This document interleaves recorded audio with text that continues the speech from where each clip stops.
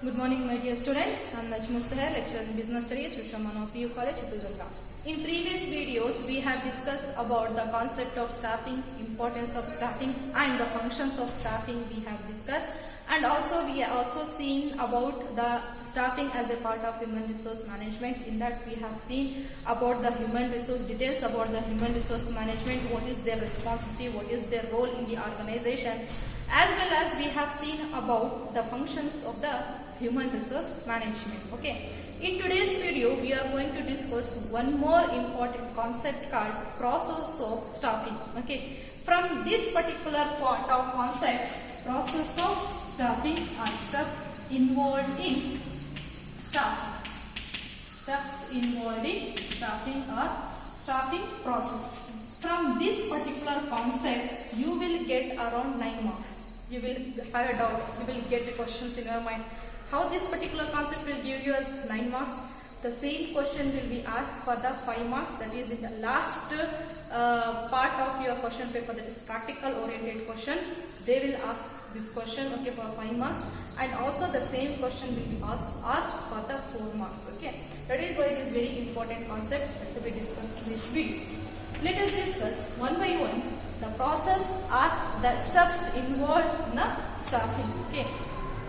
So as we have discussed, the staffing is one of the part of the management process. It is one of the functions of the management process. The main intention of the staffing is to select or to fulfill the manpower requirement in the organization. That is, timely supply of the human resources to the organization in order to fulfill the objectives of the organization. What is the main function of staffing? Why the staffing is essential?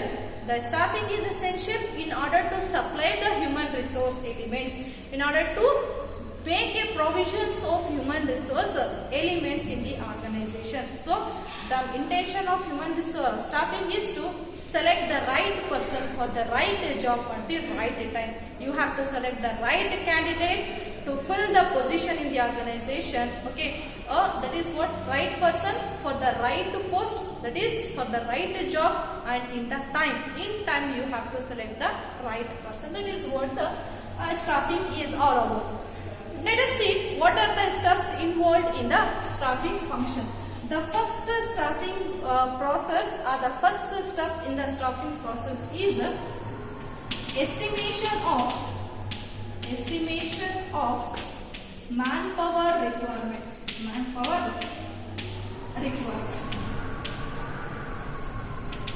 Estimation of manpower requirement.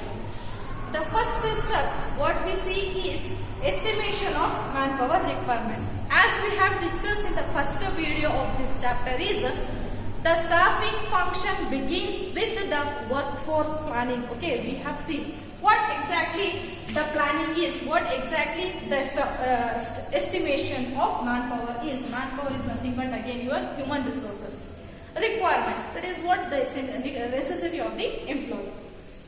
So estimation of manpower of requirement of the manpower in the organization involves this particular step says about making the inventories of staff of the current human resources available based upon the qualification, based upon the skills, based upon the experience. So in the estimation of manpower requirement, these steps includes making inventory. These steps includes making inventory of current human resources based upon the qualification,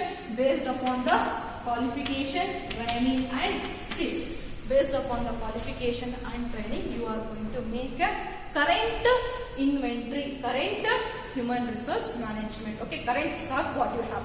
At present, number of employees you have and their qualification, and how many number of employees needed training and development facilities, opportunities required, and their skill, okay, and their knowledge. That you are going to make a inventory. You are making the arrangement, estimating, okay, present level.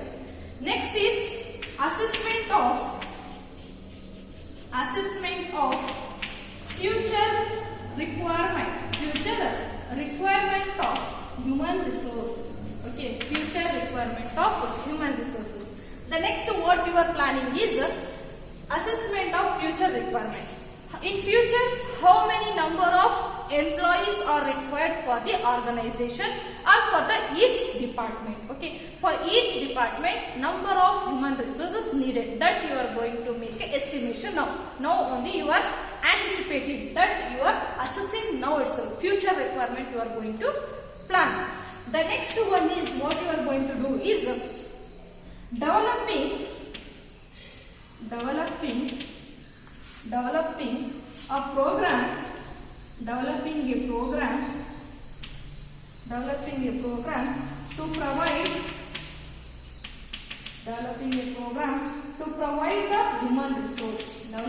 program to provide the human resource.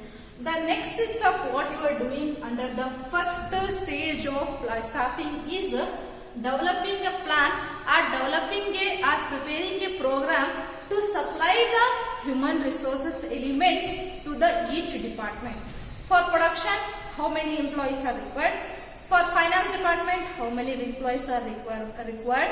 For marketing department, number of employees required. That is what you are making, or you are preparing a program in order to supply the human resource. It is nothing but in each department, number of employees needed. Okay, the vacant positions you are going to prepare, you are going to develop. All these three things will be done based upon your job analysis. Based upon your job analysis, all these things is done. So the job analysis is a detailed description about. So detailed description of our job is prepared based upon the job analysis. These all things will be done based upon job analysis. The first stage of your staffing is estimation of manpower requirement. Estimation of manpower requirement involves involves or includes making the inventory of current human resources at present. Number of employees are there in your organization. Yes, how many numbers of the employees or subordinates are there in your organization?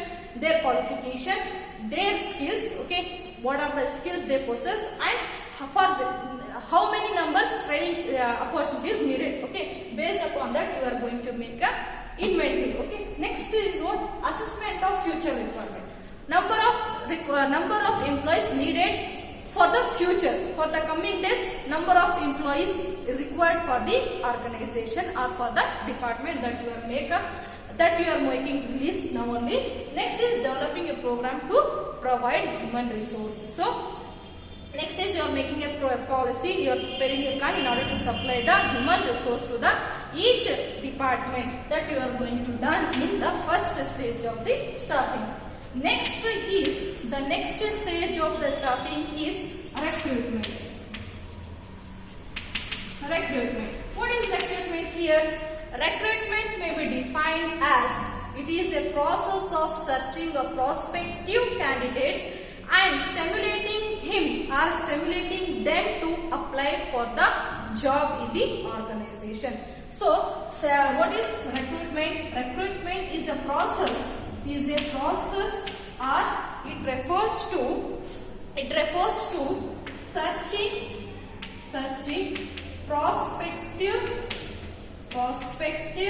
applicants or candidates. And stimulating is nothing but encouraging, stimulating them to apply for the job in the organization. So what is recruitment here? Recruitment is nothing but finding out. Okay, you are going to identify the manpower sources availability. So the requirement of manpower sources availability you are going to identify, and making an effort to secure the candidates, and making effort to secure those candidates to fill the various positions in the organization. So what is recruitment here? Recruitment is second stage of your staffing. This refers to recruitment may be defined or it may be refers to the process of searching. It is a process of searching the prospective applicants or candidates and stimulating them and encouraging them to apply for the job in the organization. So here is nothing but you are going to identify the different source of recruitment. The source, it may be internal or it may be a external source. You are going to see that we are going to discuss in detail in the next videos. That is what recruitment. The next one is what? Selection. The next third stage of staffing is selection. What is selection? After the recruitment, after the estimation of manpower required for the present, for the future and for the department, how much allocations of resources has to be done. After the estimation of that, you are going to recruit, you are going to invite the applicants for the job. After the inviting the pool of candidates, you are going to select, you are going to choose the few candidates who are competent, who are capable to take the job in the organization. So selection here refers to, selection is a process of choosing the candidates among the pool of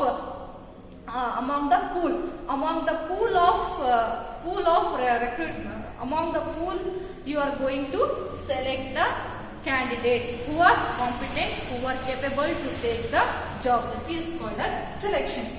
So this selection process is very narrow. It is a negative, we can say. Why? Because we are going to eliminate the candidates from the pool of application. From the pool of application, say for example, in recruitment, in organization, we have 5 job vacancy. 5 job vacancy we have there. Okay. We want to advertise them. Okay. That by saying that in our organization vacancies are there. Through the advertisement, we are going to recruit the employees. So for the 5 job position, we have get the 10 job applicants. That is what a pool of applicants we are there. From the 10 job application, we have to select only 5. The requirement is 5, but we have to select only 5.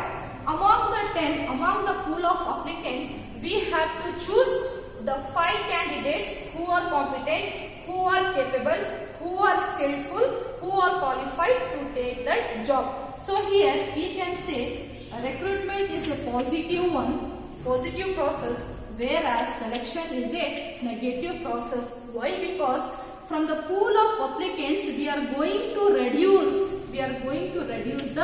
this pool of applicants. We are going to eliminate the applicants. That is why this selection process is called as a negative process. So selection here refers to the process of selecting few among the pool of applicants, okay, who are capable to take, who are eligible to take the job in the organization. So in case of higher position, in case of like say superior managers, in case of higher position, this the selection process is very narrow. Okay, the process of selection is very narrow because the number required for the higher position is very less. Because of that, the selection is very narrow. So the purpose of selection, what is the purpose of selection is to ensure that organization gets the best employees for the organization. It gets the best candidates for the organization. That is one of the purpose of selection. The selection purpose is to get best candidates for the organization. And another is what is next is what the seriousness of the activity that has to perform has to be conveyed to the employee so that they can perform their activity. Seriousness of the work that has to be informed to the selected candidate. So that is what all about your selection. The purpose of selection is the main purpose of selection is to ensure that organization gets best among the available. So the main purpose of selection is they can get the employee, they can get the best suitable competent person among the pool of applicants. Among the availability, they can get the best for the organization. Another purpose of selection is to enhances the self-esteem and prestige of those who have selected in the organization. Those who got selected for the job, for their prestige should be increased. Their prestige and self-esteem should be enhanced. And apart from that, they convey them to seriousness with which they have to perform in the organization. So, with what seriousness means what seriousness means what? They have what are the activities that compulsory have to perform in the organization, and what they have to done in the organization, and what they should not be done in the organization, that they have to convey. Okay, this is what the selection we have. After any person, in order to know about the seriousness, in order to convey them the seriousness and rigorous process of the selection, various tests and interview they have to follow. Those who got success in the test and interview, they will give a letter, that is appointment letter, the contract of employment. Under the contract of employment, there will be a written document, that is a written document which contains the details about the job, timing, joining date, everything, terms and conditions will be there. That is what your selection. In detail we will discuss in the later class. After that, after the selection, next is placement and orientation. Placement and orientation.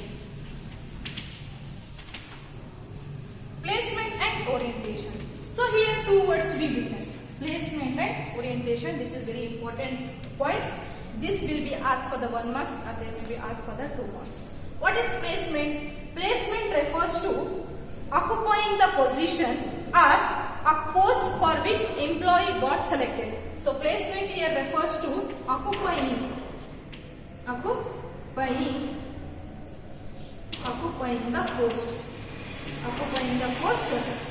for which a candidate is selected. If I got selected for the accounting post, that is my post will be placed on the accounting position, okay, accounting job, okay, accounting responsibility, maintenance of the books record is the responsibility and duties of the if I got selected for the accounting post, okay.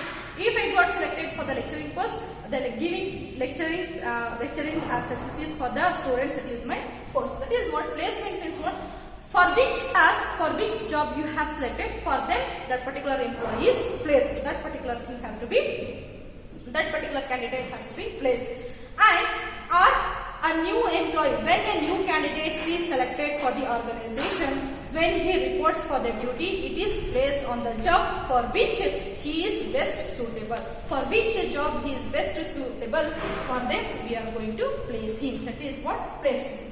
Orientation is another word we say induction.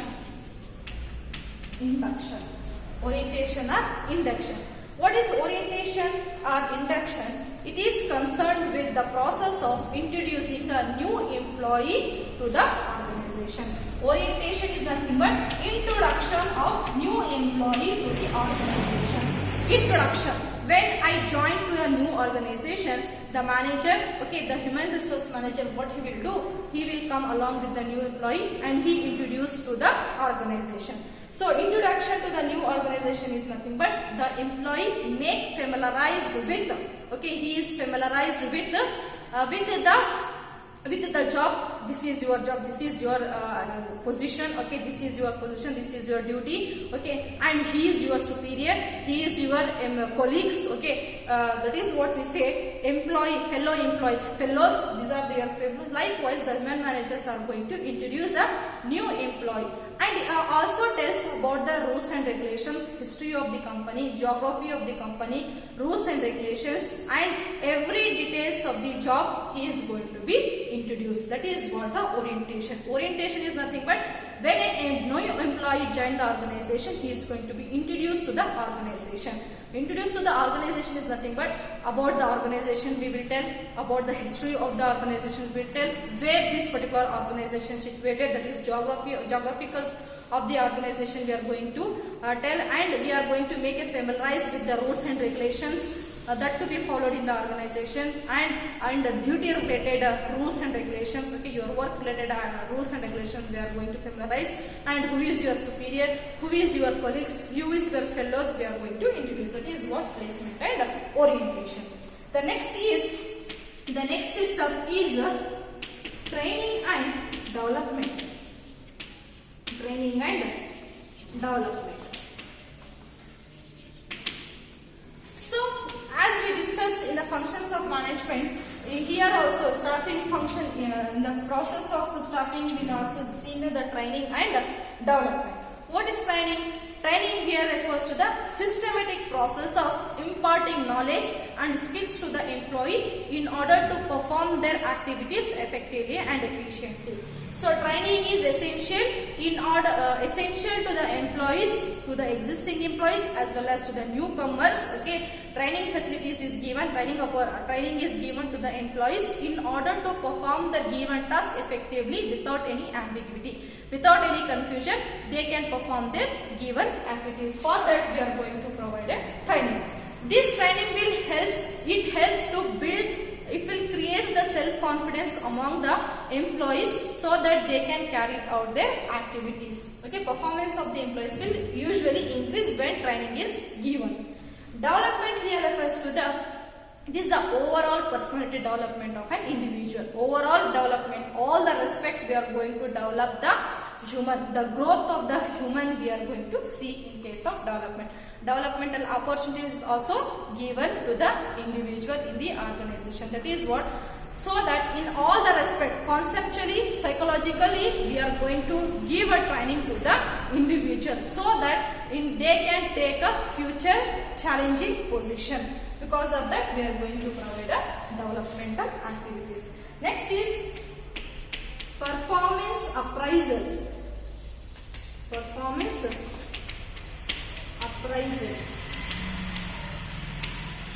So this performance appraisal is nothing but it is concerned with, the performance appraisal is concerned with rating or evaluating the performance of the individual. So performance appraisal is nothing but we are going to measure the performance of the individual or worker.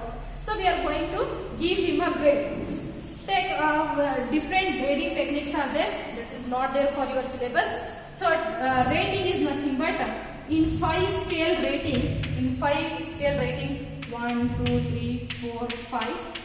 Whether this particular employee, say for example A employee gets which rank, in which position he is, whether he got first, whether he got second, whether he third, fourth or fifth. Based upon his performance, we are going to rate him.